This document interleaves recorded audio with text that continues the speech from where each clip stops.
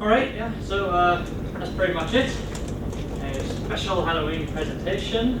I didn't actually dress up for Halloween, despite the fact that people seem to think I have. The scariest outfit possible, yeah.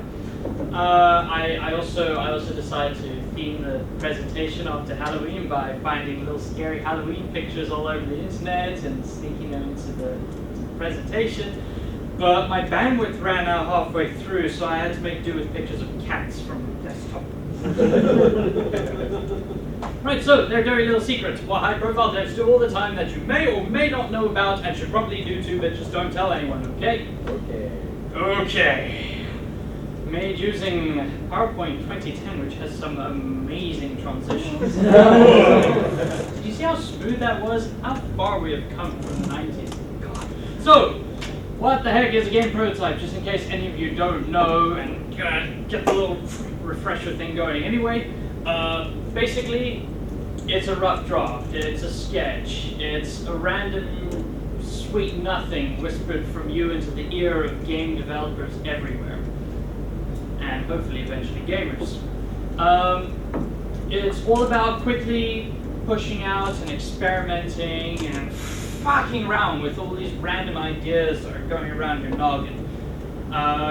You know, creating a game prototype is comparable to doodling on a sketch pad if you're an artist, submitting a whole bunch of design drafts to a client. If you're a designer, you know what I'm talking about.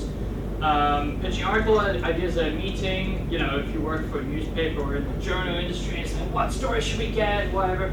And, I don't know, like having kids or something. All of them are ultimately disposable. Maybe not the children thing. But, I mean, that's a great thing. It's you take it out, you fire, you forget. That is what a game prototype is all about. And if you happen to be lucky, it may turn into something bigger. Do truly successful devs ever need to prototype? Yeah, no, duh! And this is basically the secret that I'm talking about.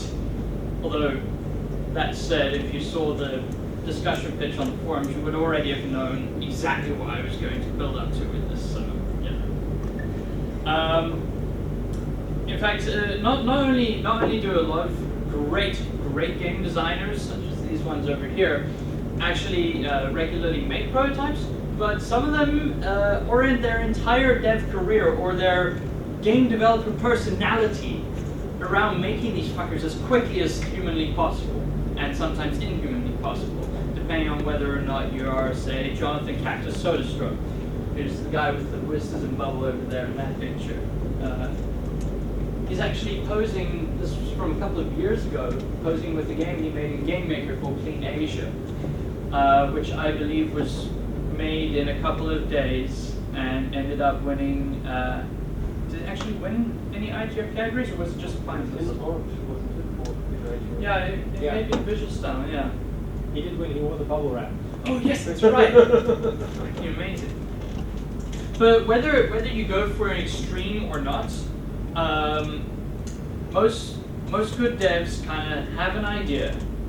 They'll plot it down, they'll test it out, and then they will decide whether or not they want to continue with it, as opposed to the far more determined approach of a lot of developers who go, I have a cool idea and I'm going to see it through to completion. Doesn't always work. Very awkward to backtrack from as well.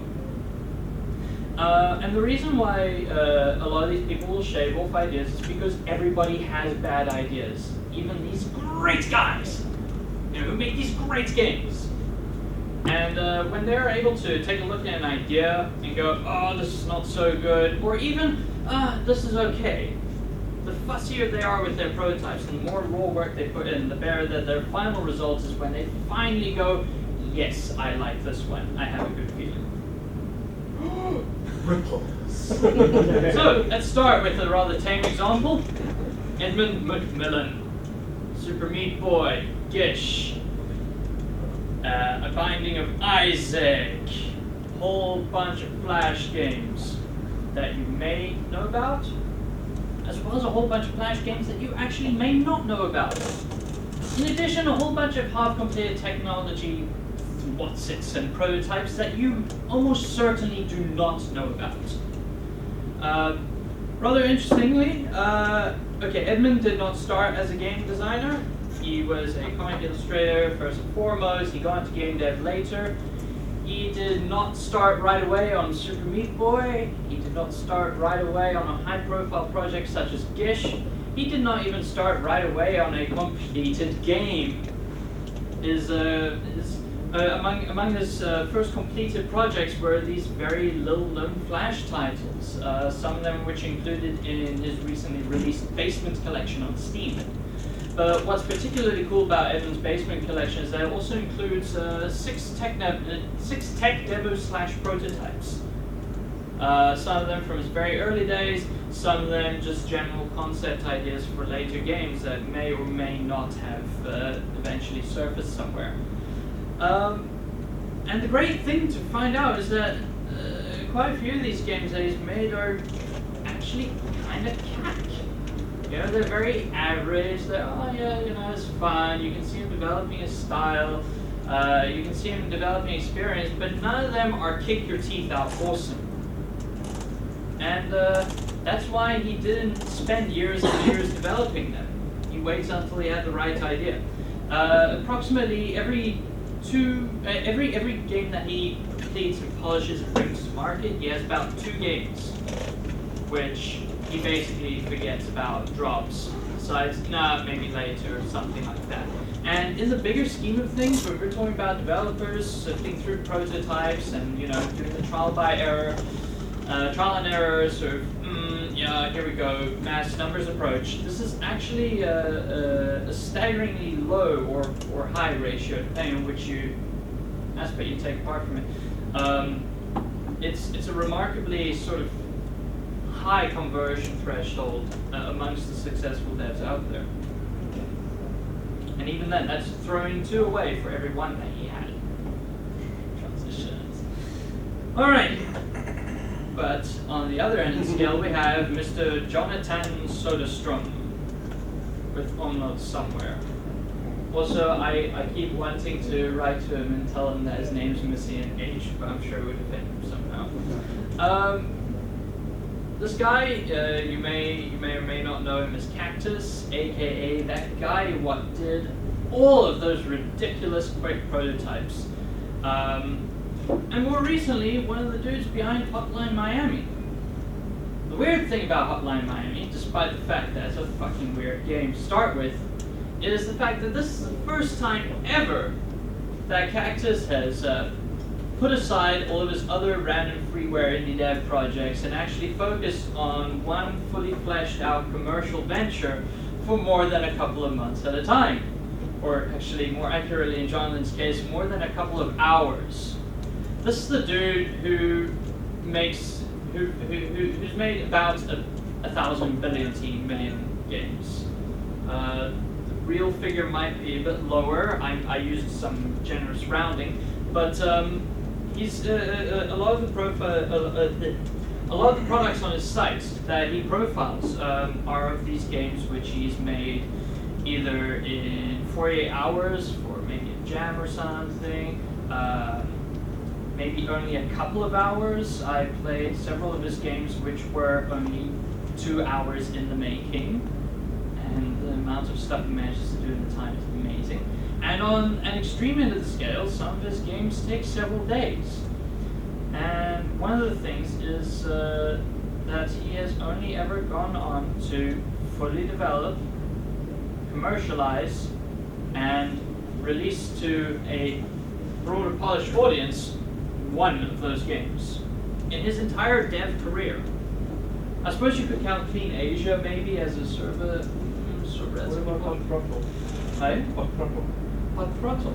It's published by Adult Swim, but it's the game where you're a man, you're naked, and you take your car, and you race other cars. Oh really? Yeah, but he actually turned it down because originally there were going to be children riding on your back. Oh right.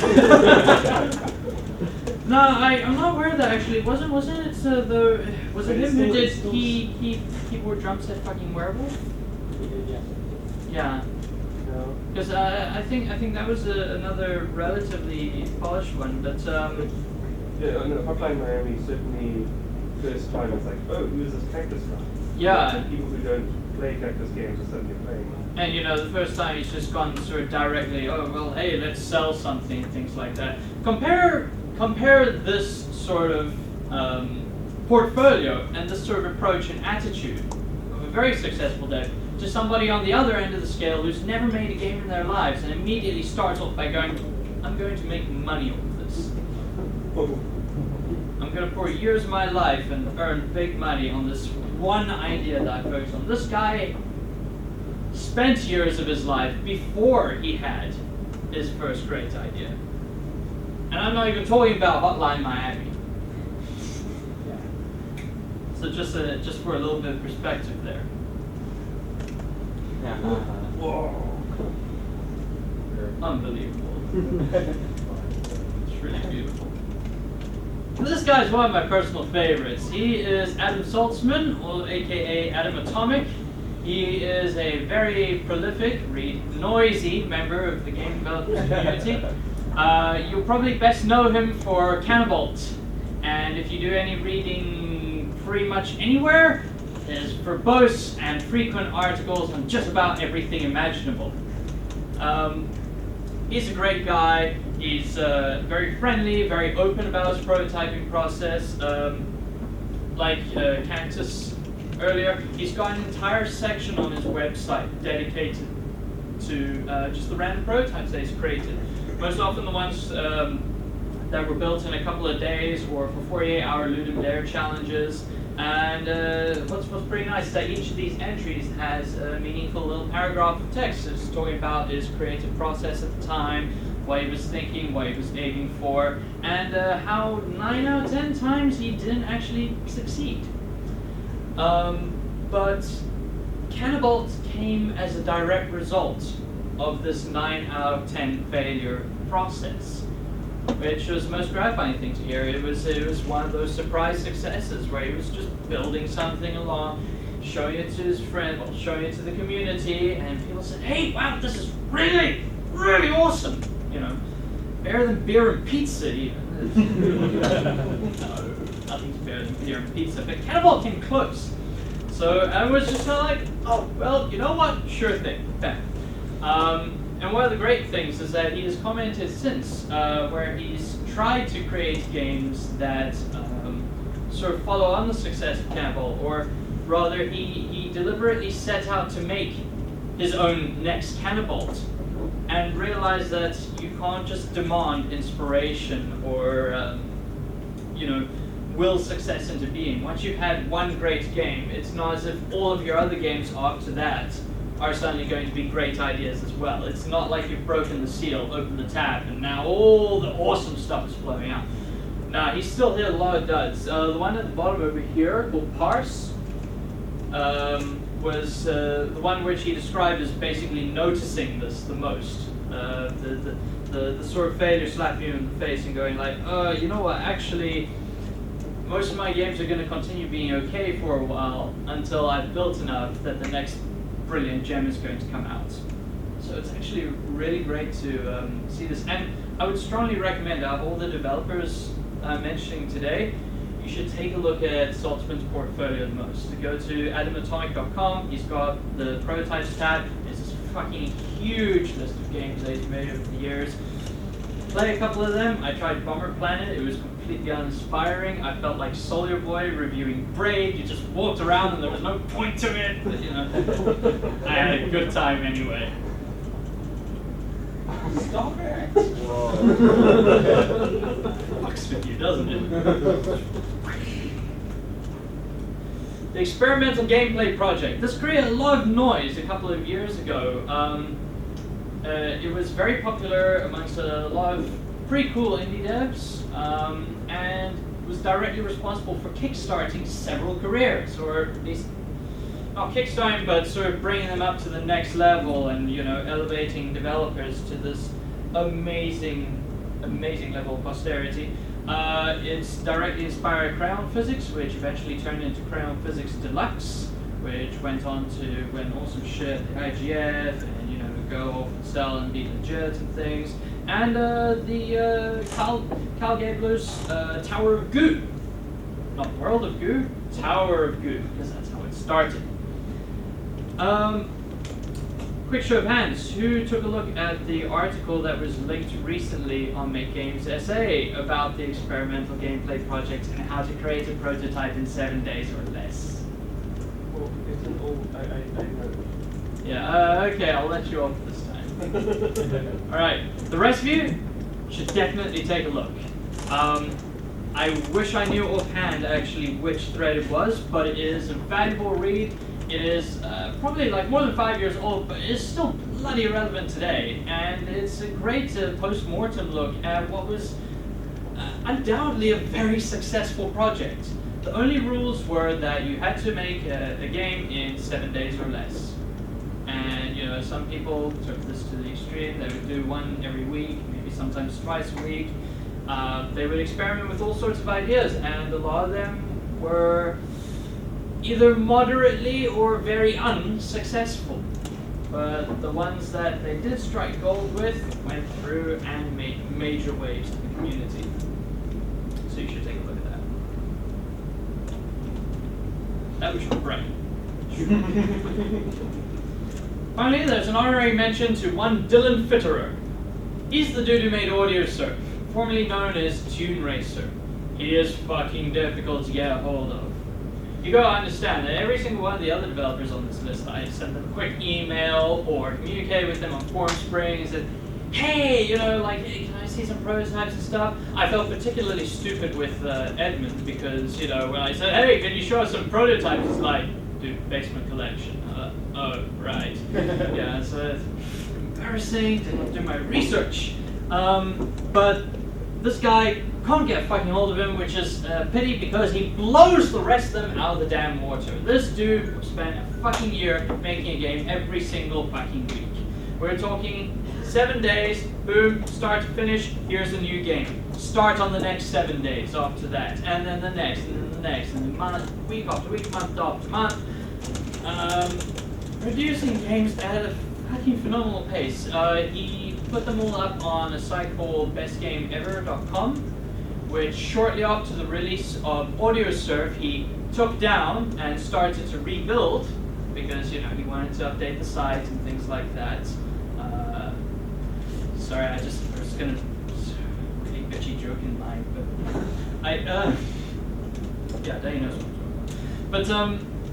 But unfortunately, the site as it stands nowadays, if you go and click on that URL, you'll see new blog post, and that's it. That's all that exists on the site today. It's just a heading, and I'm so fucking sad because I remember that site in its heyday. I was part of the Audio Surf beta, and a lot of people talked about his previous projects, and you know all the creative process that led up to him getting to the point where he released this thing called Tune Racer and eventually Audio Surf. And it was a massive inspiration for me back in the day when I took a look at that and thought, well, gee, this is a guy who achieved success through basically 110% hard work and one idea that eventually, inevitably came out of that.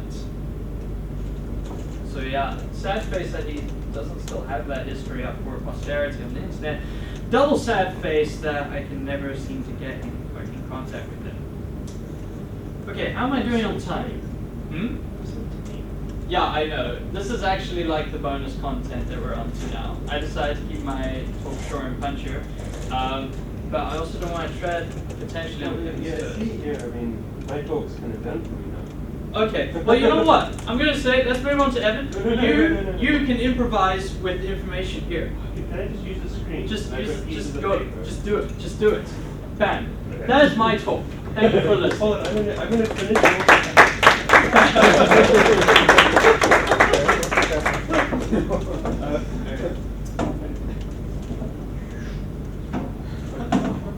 Please discuss every point up there. Okay.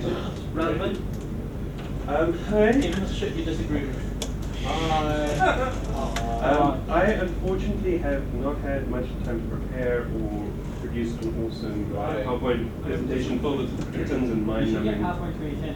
I know, so it makes it so good. Yeah. But we were working Transition. on a prototype, in fact. We'll show later if it works. And so I don't know if it's a valid excuse, but at least I wasn't doing something stupid like watching TV. Watching TV. Or playing with the transition slides. Taking pictures of kittens. Hey, those kittens were already there. Does that actually make any sense? Yeah, I think it does. There's another page afterwards as well. So one of the thing about the prototype, and this is sort of where my talk was going to go from this, is that the reason why you're putting it out there and getting people to play it, I mean, these people aren't just making a prototype, scrapping it, going on. I mean, sometimes they'll have enough information to know that the idea was terrible, but a lot of the time, you know, Rodain writes here, testers, a lot of the time you're going to have to get outside feedback on it. It's no good just you know, making all of the game ideas and then chucking them if you think they don't work, or you know, you'll have no idea. So you're going to get constructive criticism. The stars are on. The stars are on it. It's special constructive criticism. And you know, in theory, I'd like to say that you know. There isn't this like magic seal that you uncork and you become this great developer, but at the same time, this constructive criticism should be, and hopefully is being put towards evaluating your ideas, finding the weaknesses in your ideas and the strengths that you have as a designer. I would hope that you would be able to produce more impactful prototypes as you go along. Although prototyping is super fun. Like I happily make 9 prototypes for every game. I probably come close. Yeah, this is all great stuff, Rodain. Oh, thank you.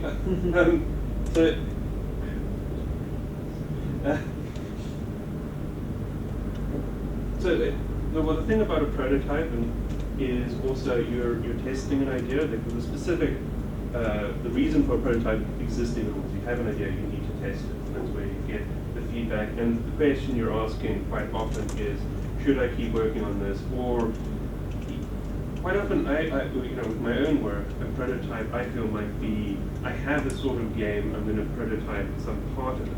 And then again, it's should I keep implementing this? Is this worth the effort? Is this going to make something better? I'm actually just going to do my talk. Yeah, sure. Thank you. So what I really wanted to say, and this is about prototyping, this is about making games, and this is sort of an argument. Do you want to close this off quickly, Rodain? Yeah, close it off, please. Okay, yeah, sure. What's the next slide? What's the next slide, please? Oh, the next slide. I think the comments are Yeah, just okay. if we're going to put this on video. Yeah, okay, sure thing. Okay, one of my sort of personal bugbears when it comes to people who comment on your prototypes is when they comment on completely the wrong fucking thing. It makes me want to punch them in the face really fucking hard. Yeah. So if I say, guys, can you give me feedback on X? Try not to give me feedback on Y and Z while completely ignoring X. A lot of developers are trying to aim for a particular aesthetic or test out a certain set of skills, or get feedback on a particular concept. And if they are smart enough to communicate that clearly enough, and they take that responsibility, is, I feel, the responsibility of a person who delivers feedback to actually, you know, give them something meaningful to work with, instead of pointing out something that you know, the developer may already know they are going to scrap and replace because it's just a placeholder. But that said, you do not have to bend entirely to the will of the developer who's giving you the prototype. You are doing them a favor, that is for sure. And I think that that's what's great about Make Games SA community and just the general dynamic, is that we're all effectively doing each other a favor all the time. It's a whole, you know, it's warm, fuzzy feelings, back kinds of cool things like that. So, you know, you test as much as you can. As much as you feel comfortable with, you never feel forced to do anything, but you just make sure that you're clear and communicative with whatever it is you do. And when it comes to that sort of $1 million question that they ask us, should I continue with this? Is this worth my time? You know, are we going anywhere with it? Then that is when you sort of got to grit your teeth, sit down, take a look at what they're asking you, and if they really want that feedback, if they need your opinion on the matter, you got to give them the truth. Because if you tell them to continue with a project that you do not feel is actually going to go anywhere, or set off that special spark, you're wasting their time. Any competent developer actually should be very comfortable and in fact very pleased to try, as Evan would be, to try out a whole lot of different ideas all the time just because it's so fun. In fact, I think that prototyping is the most fun part of the process as well. I don't like, spending months and years with the same idea is just kind of like, it gets hard after a while. The sex isn't fun anymore, and there's that spark. So you want to be a single game developer. Not tied to a project. Yeah, ball and chain. And this is for both parties. Get in habit of asking questions. It is so much easier for somebody to respond to a question than to respond to a boom, here's a prototype. It's like, what direction do I go with my feedback? What do they want to know? The exploring complicated systems in the genre that I don't even have any experience with. Oh, what is that you say? You want to comment? You want some commentary on the graphics? That's great. I'm good at graphics. You should try this and that and stuff. Or, progression? I actually have a lot of thoughts about the progression in particular, and I can actually play through the game and bear that in mind and stuff like that. And if you really are completely stumped and the developer hasn't offered you that much, then you can take initiative as a commenter to ask them certain questions. So where are you going with this? Is the ship meant to fly backwards and spew shit out of the front? I don't know. As I say again, you're all doing each other a favor. You're basically allies in this whole complicated mess that we call game development. So ask for help when it's needed. Try to offer help when it's asked for, and don't get a bad attitude. We had a famous game developer on our forums once. It did not end well. There was a lot of swearing involved, and not the nice kind either. Suffice to say, he's never actually released a proper game. Fun with that. But MGSA doesn't seem to have that problem right now. In fact, I think that's a jolly good community. Everybody's energetic and enthusiastic, and from what I can understand is that most misunderstandings are more a result of passion than anything else, which I think is a good sort of problem to have. Done.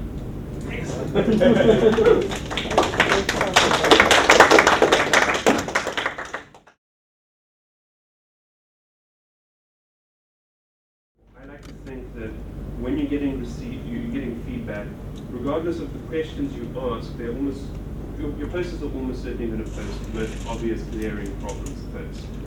And that's not a failing on their part. It's simply because there are obvious glaring failures in your game. It's unfinished or whatever. It's your prototype. The thing that you want to do then is start a conversation. The first comment might be superficial, but then the second one is going to be about something else. And then if you can keep people posting, the later posters won't need to comment on the obvious bits. And that's when you're going to get good feedback. You're going to get feedback that you can actually work on, or feedback that is an answer to the question you're posing them in this conversation that's going forward.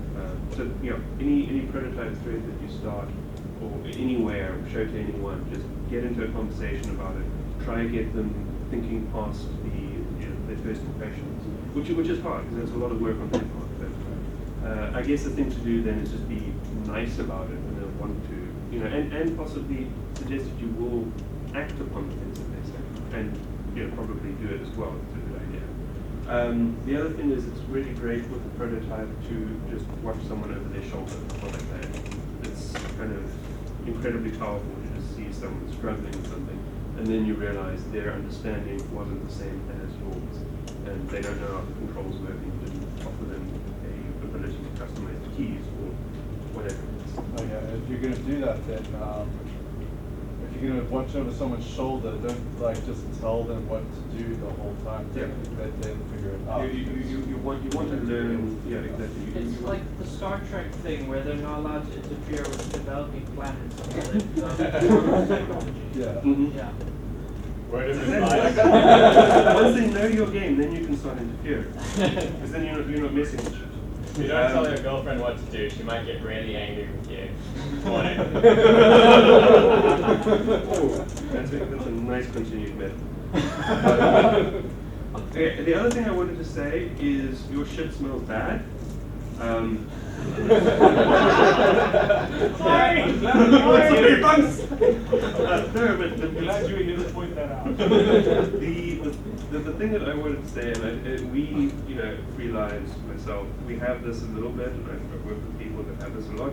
You work on a game, you have all this information about it, you've been telling each other jokes about it, there's all kinds of knowledge and meaning that you have about this game that your viewers don't know. You've been researching all the memes inside your game. You're so fluent with them, and you've made up your own ones that go around the office, or whatever it is. And all just in your head. And the thing is, you might actually be convinced that your shit smells good.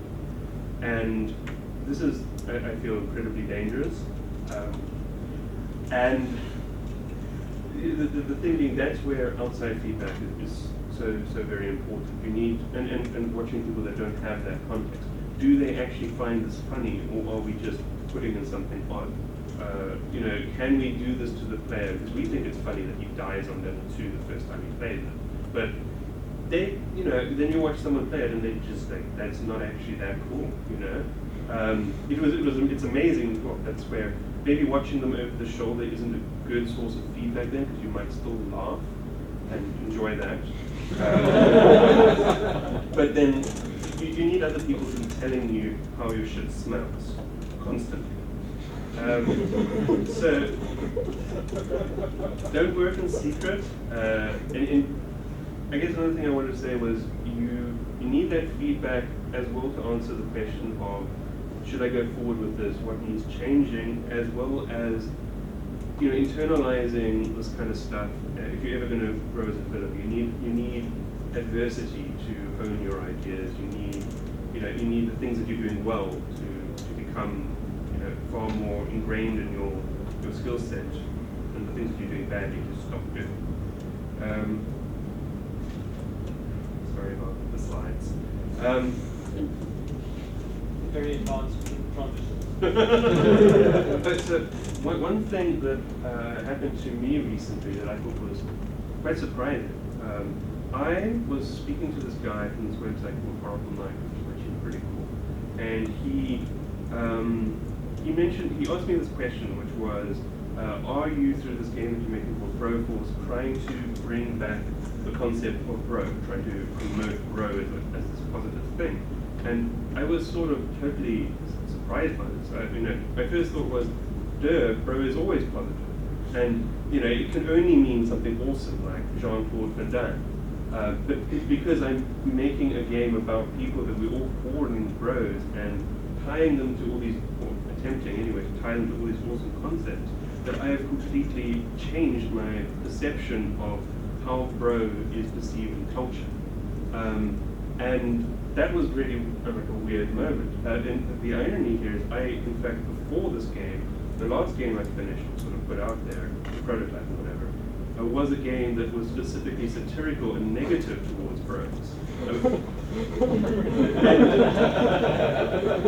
and so it was, well, if you didn't know, it's called Super Smash Land Suicide Party Bro, and it's about aliens who call each other bros, crashing to Earth and committing suicide and exploding their hands through violent high fives. And it's kind of, you know, it's all very, you know, it's certainly entertaining. And you know, the point is, we're making this game where bro is a specifically positive thing now, and you know, I've realized I'm very close to this subject. And you know, the nice thing about this is maybe we are bringing back bro or whatever, and that's a good thing. But we've got to be more. I've got to be more careful about it, because my perception of it is warped. And I was thought the animals thing was satirical as well. Well, it sort of was, but then I stopped seeing it that way. Just because it's so cool. But it was meant to be satirical, and it's becoming less satirical because it's feeling more right to make it less satirical because I'm becoming more entrenched in this concept of bro, and I don't know if I can dig myself out. And how do you feel about the prospect of it having a broader impact, like what's the impact that's had on you eventually spreading to? Because now I like I do see grow as a specifically positive thing, or at least in my head, the greater meaning, association of all these cool things. And so, yeah, I want to promote the concept of grow. And that's weird because I definitely want to just, at the start of this, wanted to satirize it. So, that's something, it's still okay, it is still a parody. So, and it probably always will be satirical. And in that way, it can both tread or Broforce, it can both tread a line between Team America and, same line, really. Team America is satirical as well, which is freaking awesome. And so I suppose it's just my feeling about the perception of what grow is. Yeah, I think you didn't need saying grow. There's that cultural thing. Like, I had no idea that in America, when you call someone a bro, you might actually be insulting them. It's like jock. Yeah, which isn't necessarily, which jocks also bros. is like this cultural thing. I'm not even sure if jock's even a negative. I don't know. I don't know. I think you've lost your way. Well, it's Kevin, Kevin, your bro smells, bro. Thanks, bro. The other thing I just wanted to say was, I guess, most important thing about, one of the most important things about doing the prototype is coming up with the idea in the first place. And that's also somehow tied loosely to feedback. I'm going to try to do that. John Cleese talks about creativity. He's got quite a cool, I thought, useful book anyway, about it. And he defines these two terms as when you are in any kind of creative process or doing anything, you can be in, say, two modes, which he defines as open and closed. And what he means by that is when you're open, you're exploring, you're evaluating, you're coming up with new ideas, you're looking for other possibilities. And when you're closed, you're focusing on what you're doing right now and not, second guessing yourself, not, reevaluating, changing, that kind of thing. What this means is when you're closed, you can get a lot more done. When you're open, you're going to work slower, but consider possibilities. It's a greater growth opportunity, I guess. So, I'm just mentioning this because it's possible to constantly be looking for feedback and constantly be, at this point where you're always brainstorming and always coming up with ideas and not getting anything done. And it's also, possible, very easy to be closed. You've got an idea, it's in a design document. We're going to execute it, and it's going to take us 2.5 years. And at the end of it, we'll have this game that's going to make us rich. And that's incredibly, I feel, bad idea. So the point is you should be balancing these two things. You should be attempting to, I guess, you want to spend time brainstorming with people. You want to say to them yes a lot and encourage them and benefit from their ideas. Because a lot of the stuff, I'm meant to be the designer on Broforce, and a lot of the stuff is there. It's a team. I'm not a designer auteur that just lays out a design doc. There we go. It's to use your teammates, work with them, chat with them, discuss ideas first. You can be incredibly inspired that way and come up with far better ideas. I really like working with people a lot more than I like working by myself. Like when I get stuff done, if it's just me in a room, in a log cabin somewhere, and I'll do incredible amount of stuff, but I'm not going to benefit from all that extra culture, all that information that I can put in, and there's other perspectives to be able to evaluate my shit. So that's about, I was just going to say some practical stuff, which Rodain covered very well. A lot of the feedback you're going to want to get is going to be on forums, it's very useful getting like completely blind feedback. So you're not hovering over them, telling them to press jump now. And you've got to listen to them. And another thing that's really helpful is give good feedback to other people, because then they're more likely to reciprocate. And the whole thing flows. If you know, if you write a page of text, they might be likely to give you half a page back. I find distinct ratio. Yeah, so getting feedback is a skill in itself. Receiving it meaningfully. Sometimes they tell you a terrible idea, and you've got to figure out why they thought that was appealing. Or they criticize something that you love, and you know, some feedback you have to sort of internalize and figure out what people want, but stay true to your course, because you know, maybe it's misguided, or you actually do know something that they don't that isn't just the smell of your really perfumous shit. So yeah, learn to get lots of feedback, practice it, and give lots, because that also helps you learn about feedback. I'm making prototypes.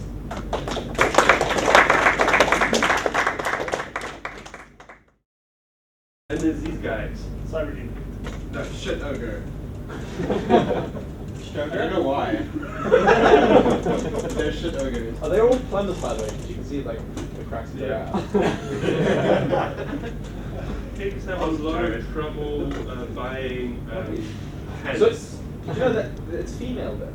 They've got those deep, those are called Eve's dimples, and only women have them. It's also got horns. I don't know.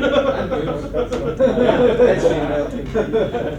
And they also fly. Definitely female. I don't Well, understand you why see how they drive. I don't understand why you have smooth polygons as their things and not square polygons. Because that would look amazing. It's still a prototype, but your feedback is appreciated. Good. Actually, it's gonna. That's cool. Wait, I don't know. Shit demon. Crapo demon. So close. More stuff. Some of this made it in. Anyway, so we started this on Friday. It's done with the purpose of learning how to network stuff. In fact, I didn't learn anything about the networking stuff. Ruin learned everything. And he did a great job, I think. If this works, otherwise. And people should play it. Yeah, I'm gonna play so that people don't die. But I think. Oh my gosh, how do I input the mouse? Oh no, you can't! What? Double challenging. Your mouse smells. Evan, and you input mouse. That's the next thing you have to implement. If you press 2, you can change to a rocket launcher. Oh, it's got badass music. Let's launch rockets! This is Friday. It's Friday, yeah. We worked very hard. I don't, you know, I think Ruin's ability, the fact that this is network, Oh, look how good I am. very few glitches is actually like What's Ruin my does a help? fantastic job. And It's like, on, I really like it's on my UI. Jerry. My handmade user Very interface. impressive. As he actually began. Yeah, I'm killing stuff. Like super hot. So there's not massively much to tell about the game. A few different enemies that come in waves who add some meta aspects planned, but obviously like prototype rush didn't get them done. The idea is just to have lots of enemies, and this is still early days, so it's still easy. I'm dead. Okay, you have to come revive me. Can I revive you? Yeah, just stand over the pole. Hang on. Just gotta get rid of these thingies. Teabag him back to life. Who died? I do rocket jump to have to like. Of course you can rocket jump. Rocket jump. You can also sort of straight jump. Come on, Teabag him back to life. I love it. There you go. Yes! They should totally make it into the fight. Yeah, well, they said we couldn't have that because we can't crash. Oh wow. The boss spawns too early for some reason. Boss! That's okay, we can start a new game when the boss is dead. Do rockets do more damage or shotgun? They're bad. Are they? Sort of. He's a bit messed up. Yeah. Wow. Yeah, sorry, the boss was I'm expecting epic explosions to see. Oh, I'm dead.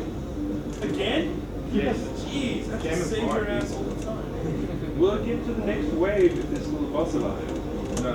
But he'll be killable. Actually, it might not be killable.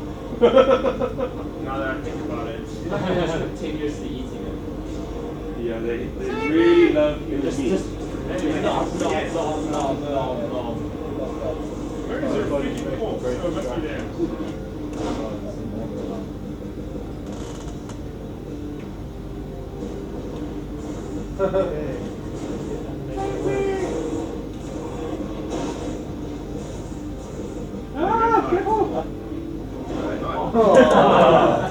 I dodged you for a second and I died for it. So that implies that Even- when you even revive down someone, for a you moment. explosion of health that pushes the enemies away so that you don't get bopped into and That's a die. cool idea. Explosion of sunglasses. She died. Okay, well, it's just gonna restart. So that was actually them both dying, and like the sad music plays. And Yeah, was side some music, very big bad you sad suck, music. banner Sorry, on the bug. There's this chunk of me. It's It's because all the enemies give at the same time and the giving system's just like, oh fuck. How long is the prediction? You guys ever play AVP with that one Should mission? be quick. To the game. Yeah. yeah. have you got the Put it right? in the side view. Do you guys ever play AVP with that one mission where you just like swarm with aliens?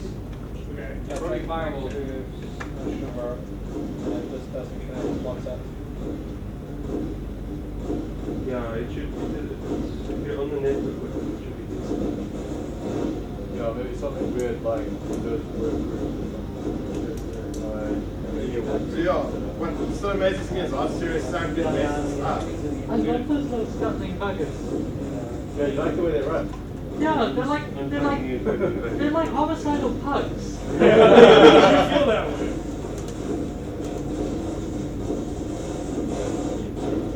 If anyone else wants to try, that's what we have to show. Yeah, that's fun. Oh yeah, explosion. You have suicidal pugs in your mind though when you're doing it. Yeah, kind of.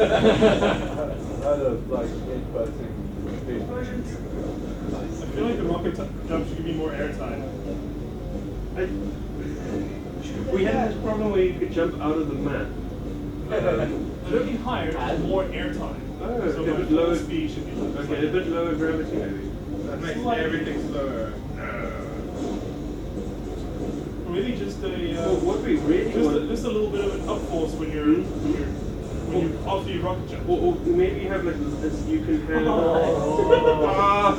You can juggle You can have like slightly slight ability to like force push yourself up in the air. But we did want to have a bit of a meta game where you could upgrade some things. But you it's could, like you could. if you've ever played like Quake or Team Fortress, and you look at my rocket jump now, Yeah. like that down, it's just a little too. It's a little too fast. Yeah, like I'm up at the top of the arc for quite a long time, and then I come down real quick. So the jump could last the same amount of time. It seems to be spaced out. Oh, I wonder if It's literally just gravity. I wonder. Yeah, this is just a straight up gravity. I I'm wonder. dead. You need to save me. I wonder if the Quake maths Actually, actually the limits. terrible time to die. like today's gravity. Can I also ask some technical questions Give me a about knife the and I'll networking? now. Ah, sweet. Yeah, in theory, this that was what. Okay, so Rob. Ah, don't go there. Okay. So about the networking, what kind of model did you use? I'm assuming you're the server. This is actually because from the start we wanted to have lots and lots of enemies. I didn't want to have the amount of enemies negatively affect the network, which means it isn't really a strong authoritative server, and it's not really a kind of synchronized state either. It's kind of a mixture between the two. There's an authoritative server that kind of is in control of the creeps, but it doesn't update them as often as a player.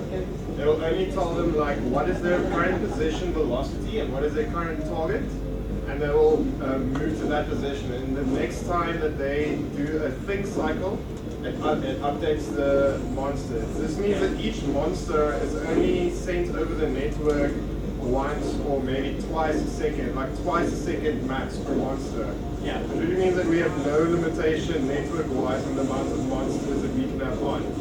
Also, it makes clients really smooth for the most part, as long as you can keep the monster's behavior super deterministic. Yeah. Which is something that I try to do, but because they have to respond to where a player is right this moment, there is some non-determinism in the behavior, and there are some network glitches that I'm on the master PC. Yeah. My PC is responsible for giving commands to monsters, and the other states are synchronized from mine. So you don't see the glitches on this one, but on clients there are slight glitches. But overall, considering the amount of monsters that we are allowed to have using the system, and that the glitches aren't that bad, and that I'm never even lerping a position of an enemy monster, I always error correct directly. If I were to lerp the positions when they were out of sync, it would look a lot smoother than it is. So that was kind of like I didn't want to lerp because I wanted errors to stand out at this stage as a prototype and getting to grips with it. So if I do like heavy lerping on this now, I wouldn't get a feel for what works and what doesn't. Right. How did you find Unity's setup and everything? Because I know they have that like master server, which is supposed to be able to help you with punch through and all that other stuff. We're actually using a separate library or something called Photon, which helps you manage a master server and helps you manage connections and stuff. It's okay. I think like you can just like they automatically cloud host master servers for you and stuff like that. Yeah. Which sounds useful if that's the kind of game that you want to make. I prefer just being able to connect directly to my buddy on his LAN or to my friend over the internet rather than having to go through a master server that's in Europe and it's slow and shitty. Because they also sorry? You are going to need something for punch through eventually.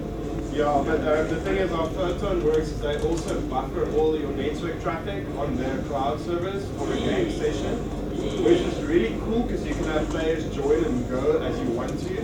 But that's also going to be slow for you. But that's the idea that I get. I played first-person shooters hosted by the Montec, by the way. Game's working. I'm dead. Oh, where are you? Jeez. I'm at the non-arch. He's in the middle of a cloud of. I'm gonna look for a cloud of like dudes. Stuff that's standing Oh, yeah. all the interface stuff. I'm by the purple line. Other than that, they really closely model how Unity's default networking works, using network views and RPCs. So I can't really comment on how good Unity's is, but overall the system's been quite easy to work with as soon as you get your head around how network views and RPCs interact with each other. It's not that difficult at all. Do you have any weird, crazy synchronization fuck-ups? Or like once there was suddenly a monster for no apparent reason? Yeah. The boss actually was really freaking out at one stage. He's better behaved now because he doesn't move anymore. I solved it.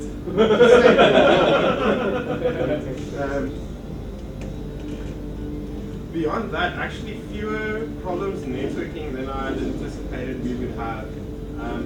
Synchronizing animations over network is probably the most complicated thing, which you can't really see much of here.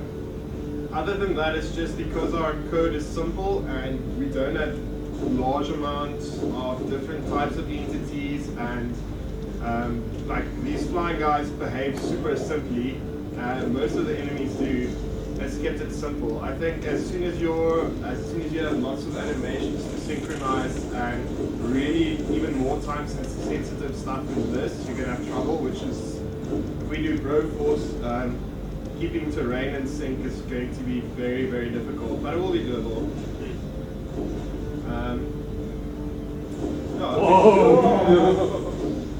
Massacre.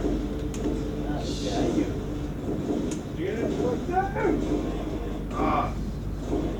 This guy doesn't stick away from the gun.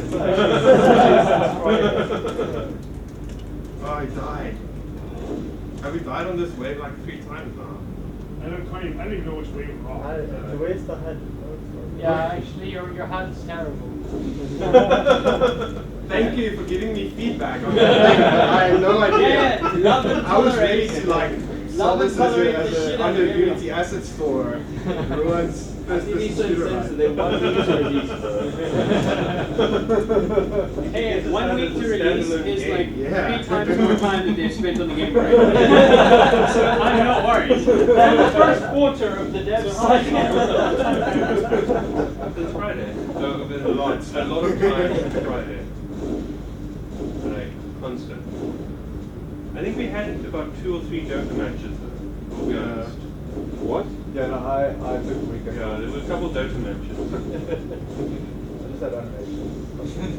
Where are you planning on going with it now? Are you going to go back to Broforce? I think we have to go back to Growforce because my animator's going to mutiny otherwise. Yeah. I was just trying to work on Broforce the whole time. You guys told me, no, we have to make this game. I don't just gonna know, play it's this gonna for be the the next next days. like Networking.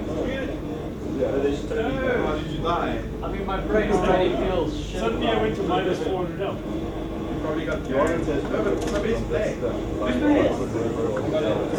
Save both of them. Or died. It's all that Just go in. I don't know what to do. And also, one first thing about networking is all the overhead, and just if somebody joins and leaves, which is something I haven't done at all. Like a player can join halfway through, but if even a client leaves now, the game slowly falls apart.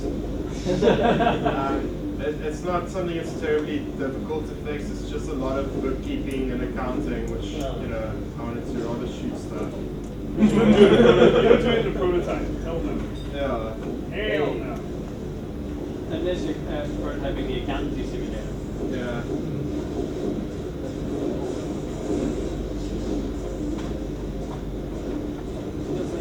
You know what you should do, right? Yeah. Upgradable. I would tidy up the networking and then release this as like a Unity networking tutorial.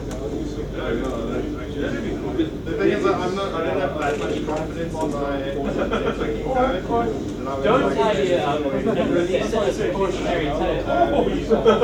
And also, like, some things aren't even using the network code as all as they should. I think one of the things Well, that's the thing. If you're going to keep using this as your network like learning model, then I think that you should just release it as like a here's something for Freelives to tide you over while you're doing it.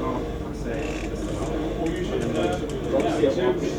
Anybody want to play? Or make it like a Deck Smashers? who wants to play Death Smash? It's really, really cool. It's seriously. Okay, I think